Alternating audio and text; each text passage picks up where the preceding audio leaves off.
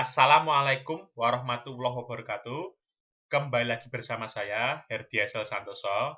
Pada kesempatan kali ini, saya akan menyampaikan materi salah satu metode sistem pendukung keputusan, yaitu metode teknik for order preference by similarity to ideal solution, atau yang biasa disebut sebagai metode TOPSIS. Metode TOPSIS adalah salah satu metode pengambilan keputusan multikriteria yang cukup sering digunakan karena konsepnya yang sederhana, mudah dipahami, dan memiliki kemampuan untuk mengukur kinerja relatif dari alternatif-alternatif keputusan. Bahkan, beberapa penelitian juga menyebutkan bahwa komputasi metode TOPSIS ini cukup efektif dan efisien.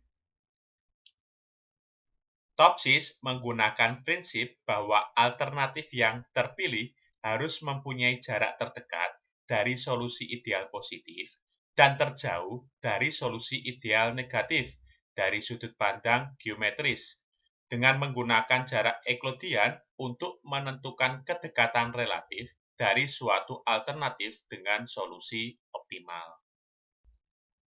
Karena TOPSIS ini prinsip kerjanya by similarity atau berdasarkan kemiripan, sedangkan similarity itu dekat dengan pengukuran jarak. Salah satu metode pengukuran jarak dari sudut pandang geometris adalah Euclidean distance. Pengukuran jarak Euclidean ini menjadi salah satu tahapan atau langkah di TOPSIS. Langkah-langkah metode TOPSIS yang pertama tentunya menentukan tujuan, kriteria, dan alternatif. Kemudian mengisi nilai kriteria untuk setiap alternatif, menentukan bobot. Bobotnya diberikan untuk setiap kriteria. Misalkan kita memiliki 4 kriteria, ya berarti bobotnya ada 4. Ya. Misalkan kalau bobot pertama B1%, bobot untuk kriteria kedua B2%, untuk kriteria ketiga B3%, dan bobot untuk kriteria keempat B4%. Totalnya kalau dijumlah harus 100% atau 1. Kemudian membuat matriks keputusan yang ternormalisasi. Selanjutnya membuat matriks keputusan yang ternormalisasi terbobot. Jadi nanti hasil dari matriks ternormalisasi tadi itu dikalikan dengan bobotnya. Selanjutnya menentukan matriks solusi ideal positif dan matriks solusi ideal negatif. Ini yang membedakan antara TOPSIS dengan metode lainnya.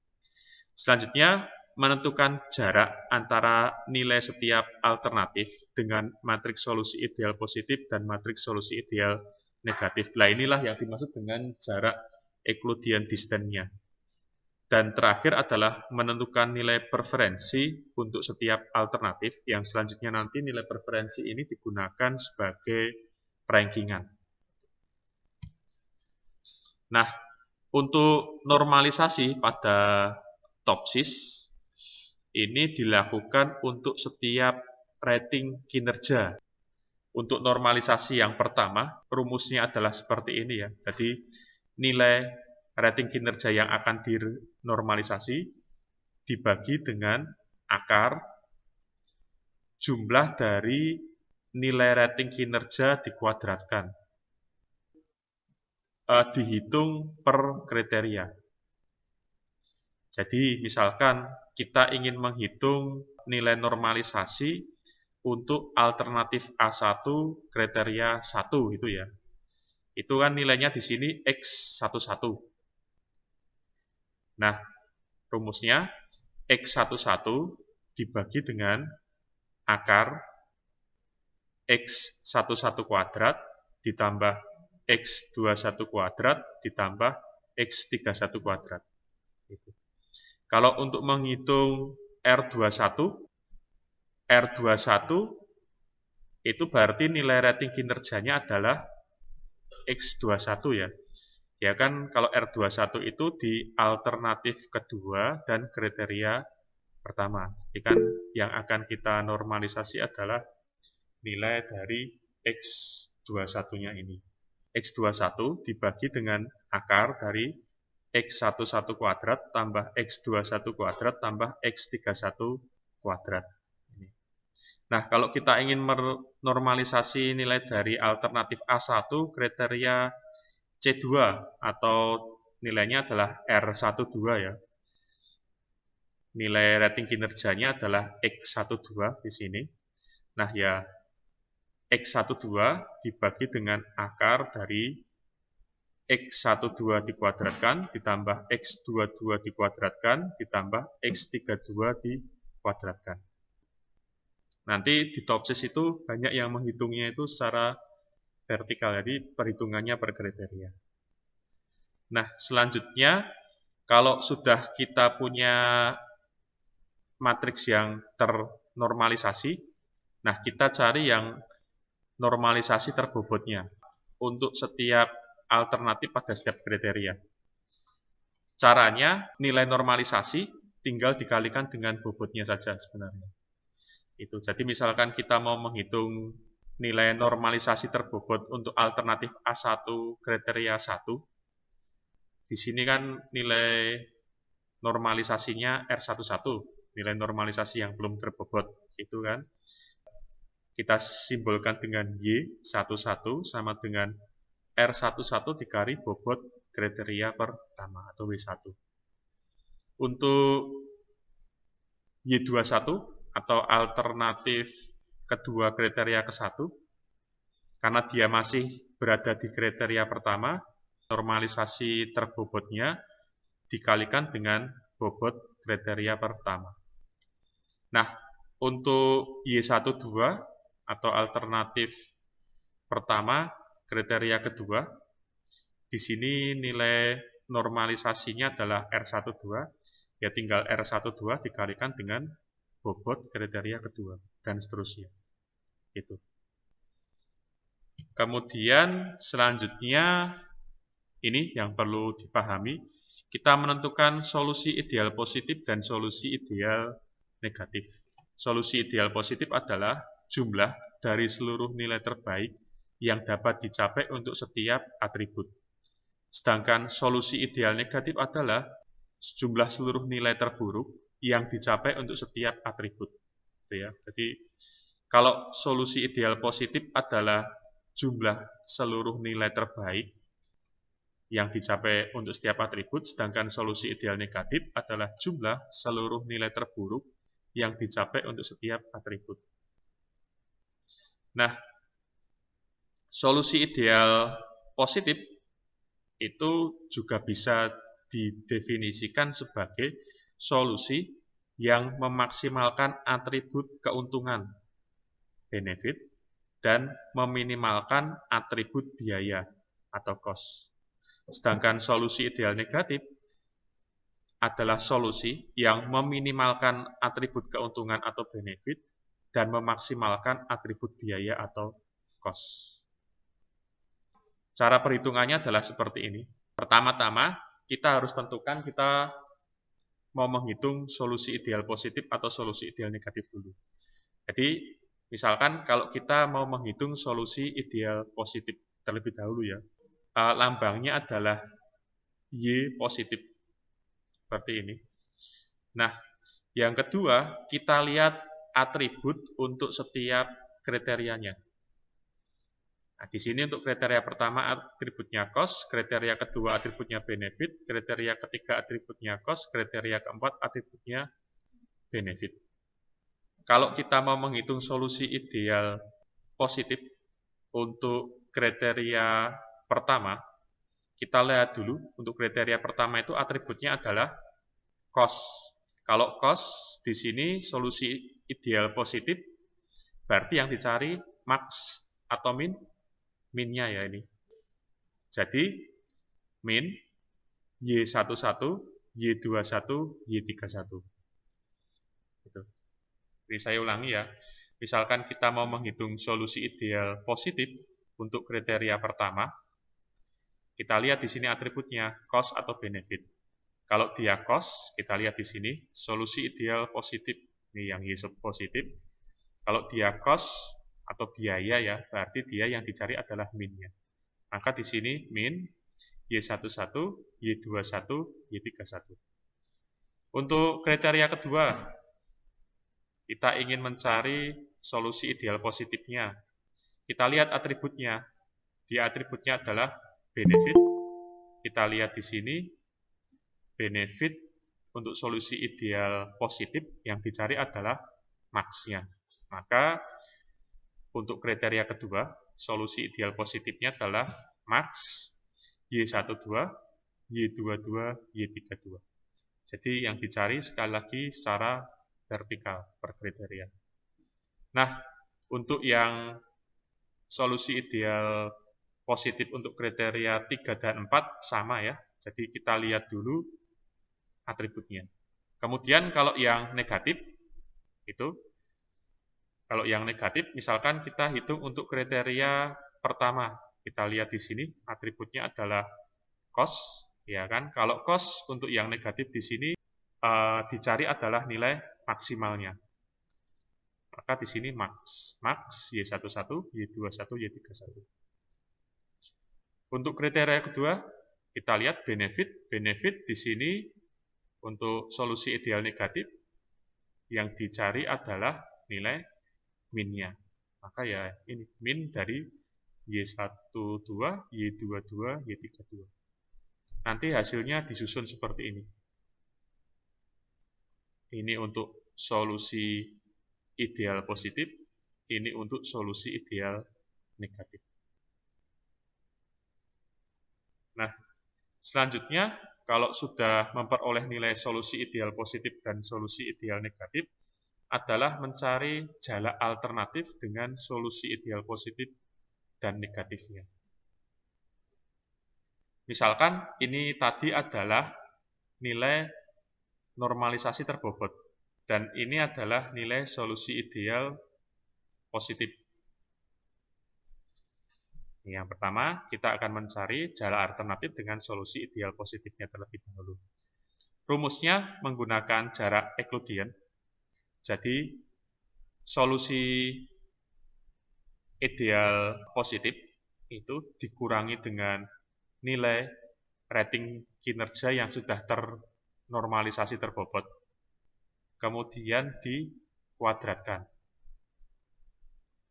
Hasilnya dijumlahkan secara horizontal. Kalau yang ini horizontal, itu per alternatif. Nanti setelah dijumlahkan baru di akar. Jadi misalkan kalau kita nyari D1 ya, D1 positif atau jarak alternatif untuk kriteria ideal positif itu D1 itu berarti untuk alternatif pertama, ya kan? Berarti akar dari Y11 dikurangi Y1 positif dikuadratkan ditambah Y12 ini dikurangi Y2 positif dikuadratkan ditambah Y13 dikurangi Y3 positif dikuadratkan ditambah Y14 dikurangi Y4 positif dikuadratkan. Dan nanti hasilnya adalah nilai atau jarak alternatif untuk alternatif pertama ini, D1.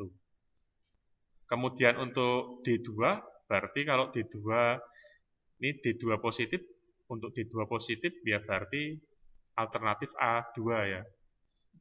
A2, ya kita lihat untuk alternatif A2 secara horizontal seperti ini kan. Nah, berarti ya nilainya ya Y21 dikurangi Y1 positif dikuadratkan tambah Y22 dikurangi Y2 positif dikuadratkan tambah Y23 dikurangi Y3 positif dikuadratkan ditambah Y24 dikurangi Y4 positif dikuadratkan, hasilnya di akar. Sama juga untuk yang D3. Kemudian untuk jarak alternatif dengan solusi ideal negatif itu sama rumusnya juga menggunakan Euclidean distance. Ini tetap sama juga menggunakan matriks normalisasi yang sudah terbobot tadi. Nah, yang membedakan adalah A ini adalah atau solusi idealnya yang digunakan adalah yang negatif. Cara perhitungannya sama. nanti dilihat secara horizontal per alternatif.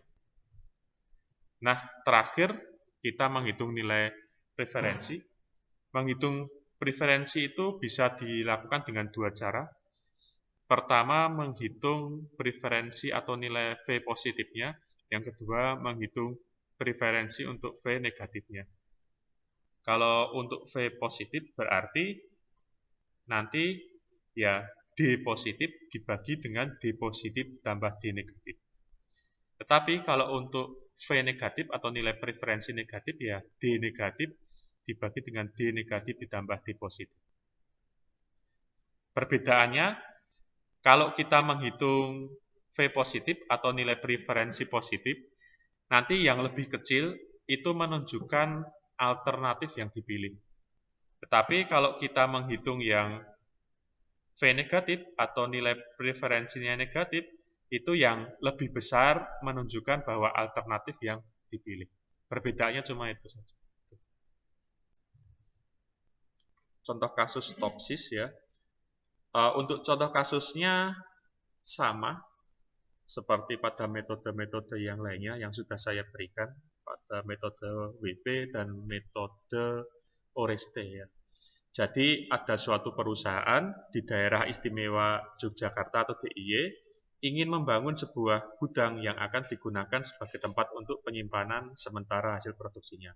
Ada 3 lokasi yang menjadi alternatif, yaitu Ngemplak yang saya kodekan dengan A1, Kalasan yang saya kodekan dengan A2, dan Kota Gede yang saya kodekan dengan A3. Ada 5 kriteria yang dijadikan acuan dalam pengambilan keputusan, yaitu C1 adalah jarak dengan pasar terdekat, satuannya kilometer. C2 adalah kepadatan penduduk di sekitar lokasi, satuannya orang per kilometer persegi. C3 adalah jarak dari pabrik, satuannya kilometer.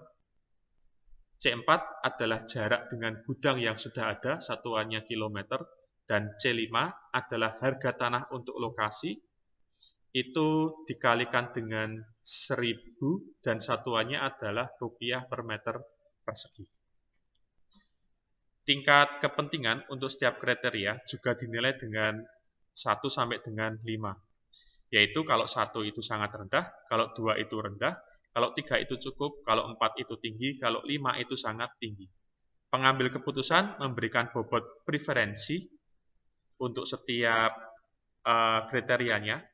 Bobot preferensi untuk kriteria pertama adalah 5, untuk kriteria kedua adalah 3, untuk kriteria ketiga adalah 4, untuk kriteria keempat adalah 4, untuk kriteria kelima adalah 2. Kemudian nilai rating kinerja untuk setiap alternatif dan kriteria adalah sebagai berikut ini. Ya.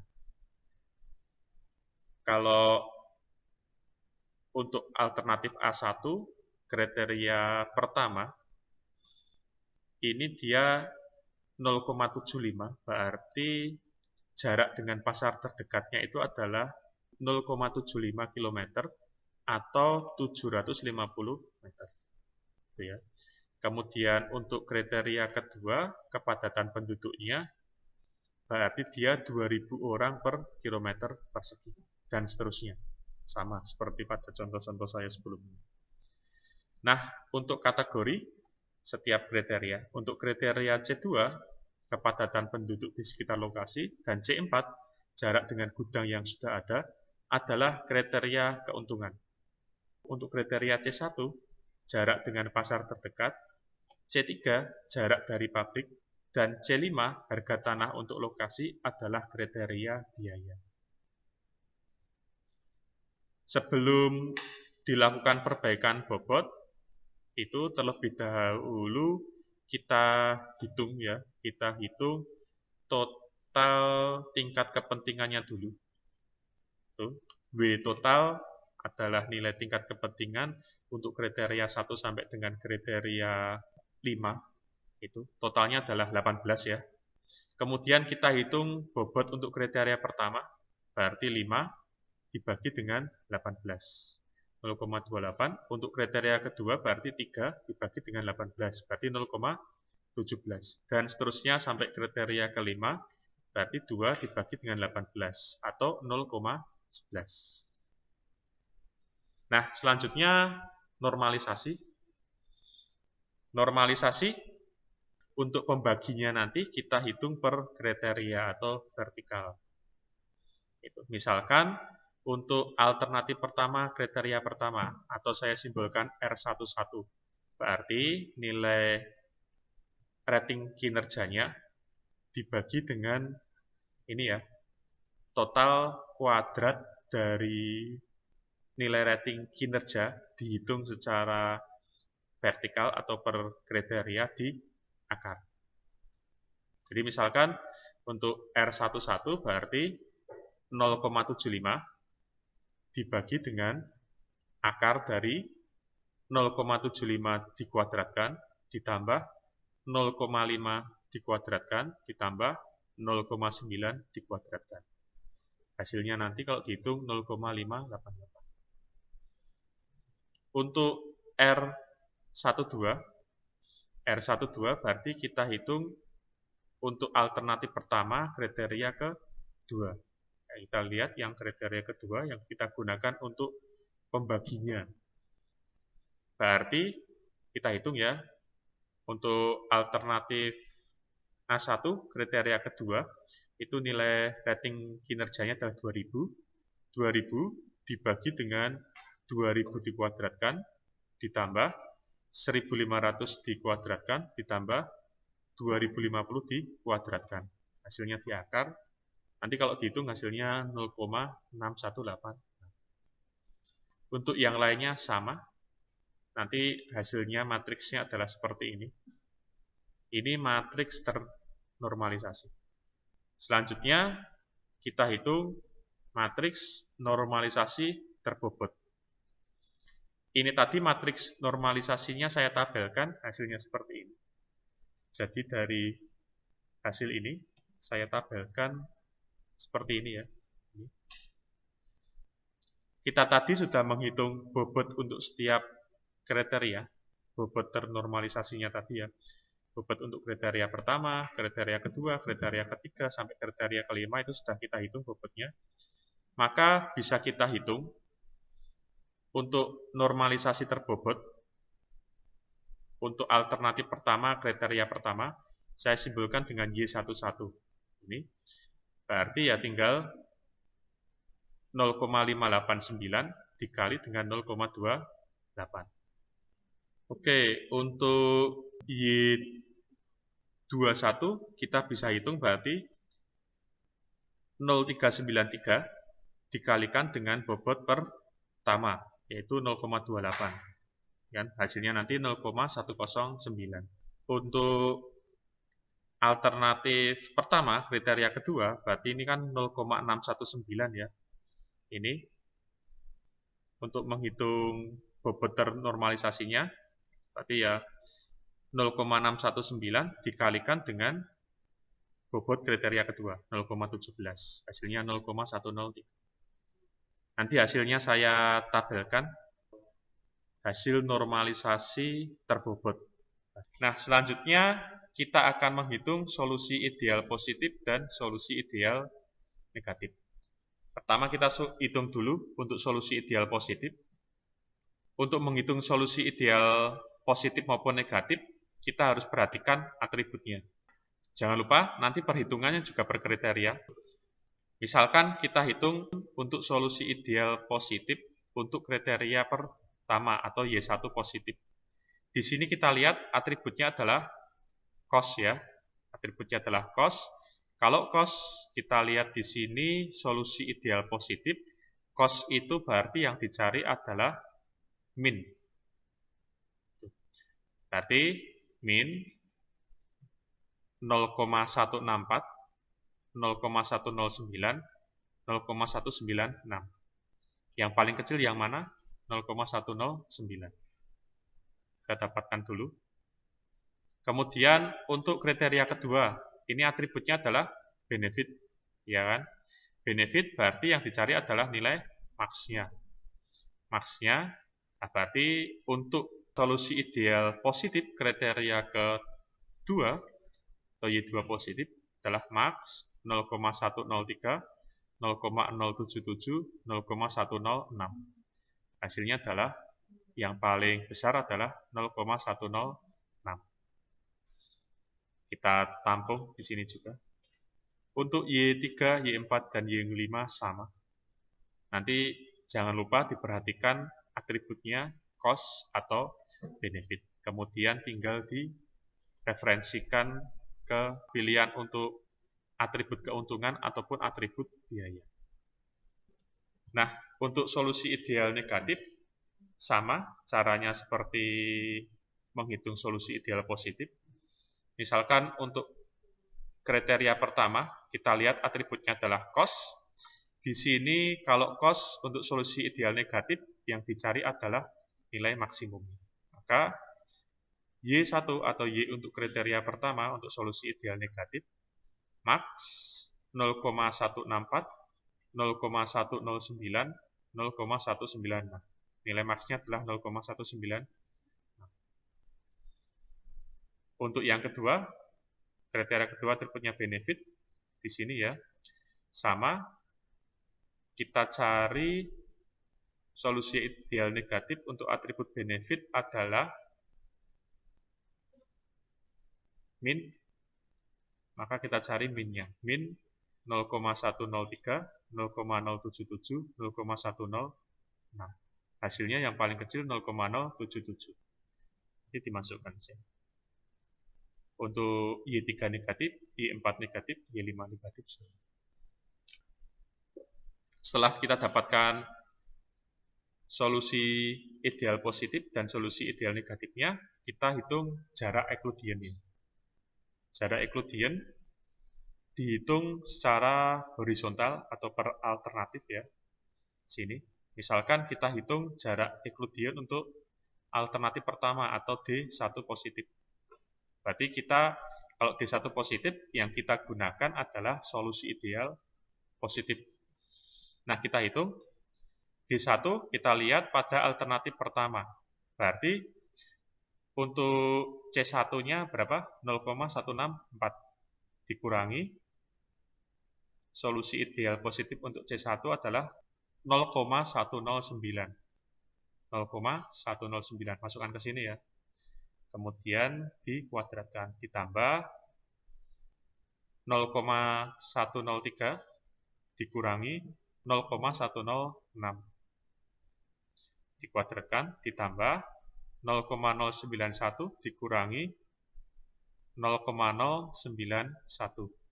Sini dikuadratkan, ditambah 0,152 dikurangi 0,152 dikuadratkan, ditambah 0,053 dikurangi 0,048 dikuadratkan. Hasilnya di akar, nanti ketemunya ini 0,055. Untuk A2 dan A3 juga sama caranya seperti itu. Itu kita lihat secara horizontal. Untuk solusi ideal negatif sama caranya, cuma di sini nanti yang kita gunakan adalah A yang negatif. Perhitungannya juga sama untuk D1, D2, dan D3-nya. Nanti hasilnya saya dapatkan adalah D positif untuk setiap alternatif dan D negatif untuk setiap alternatif. Nah, terakhir langkahnya adalah rankingan. Tadi saya jelaskan ada dua cara. Kita mau menghitung untuk preferensi positif atau preferensi negatif. Misalkan kita menghitung untuk preferensi positif ya, berarti rumusnya adalah D positif dibagi dengan D positif ditambah D negatif. Misalkan kita hitung untuk nilai preferensi pada alternatif pertama atau V1. Kita hitung nilai V1 positifnya. Berarti kita lihat ini V1 berarti ya D1 positif. D1 positif berarti ini ya 0,055 dibagi dengan D1 positif lagi 0,055 ditambah D1 negatif. D1 negatifnya adalah 0,11. Nanti hasilnya 0,332. Kalau V2 berarti ini ya berarti D2. Kalau V2 berarti D2 ya. D2 positif dibagi dengan D2 positif ditambah D2 negatif. Di sini kita lihat D2 positifnya adalah 0,043 dibagi dengan 0,043 ditambah D2 negatifnya adalah 0,122. Nah, untuk nilai V negatif itu atau nilai preferensi negatif, kita fokusnya ke D yang negatif. Jadi kalau misalkan kita ingin menghitung yang nilai preferensi untuk alternatif 1 atau V1 negatif, ya kita lihat di sini ya. Untuk alternatif pertama, berarti D1 negatif ini 0,11 dibagi dengan D1 negatif 0,11 ditambah dengan D1 positif 0,055. Hasilnya nanti 0,668. Sama juga untuk V2 negatifnya berarti kita lihat yang D2 negatif. D2 negatif itu nilainya 0,122 dibagi dengan D2 negatif 0,122 ditambah dengan D2 positif 0,043, hasilnya 0,741. Nah, kalau saya tabelkan nanti hasil untuk V positif dan V negatifnya adalah seperti ini. Itu. Ingat, kalau kita mau lihat yang V positif, berarti kita cari nilai yang paling kecil. Kalau kita lihat V yang negatif atau nilai preferensi negatif, berarti kita cari V yang paling besar. Untuk nilai preferensi positif atau V positif yang paling kecil pada alternatif ke-2. Untuk V negatif atau nilai preferensi negatif yang paling besar adalah pada alternatif ke-2. Kesimpulannya, jadi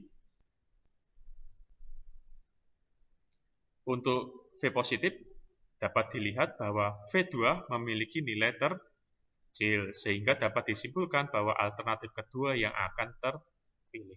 Untuk V negatif, dapat dilihat bahwa V2 memiliki nilai terbesar, sehingga dapat disimpulkan juga bahwa alternatif kedua yang akan dipilih. Dengan kata lain, Kalasan akan terpilih sebagai lokasi untuk mendirikan gudang baru. Jadi, kita sudah menghitung untuk metode SAW, kemudian metode WP, metode Oreste, dan sekarang metode Topsis. Semuanya kesimpulannya adalah A2 yang terpilih sebagai alternatif lokasi mendirikan gudang baru ya. A2 itu adalah Kalasan. Demikian penjelasan saya tentang metode Topsis. Pada video selanjutnya, kita akan mengimplementasikan Topsis dengan menggunakan Microsoft Excel dan Python.